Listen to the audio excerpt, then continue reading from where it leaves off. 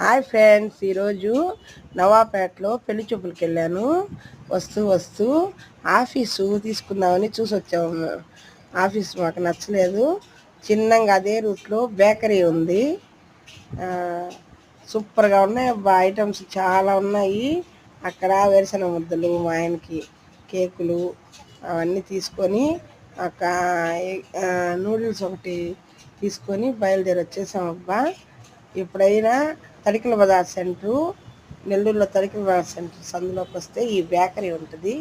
ఎక్సలెంట్గా ఉన్నాయి.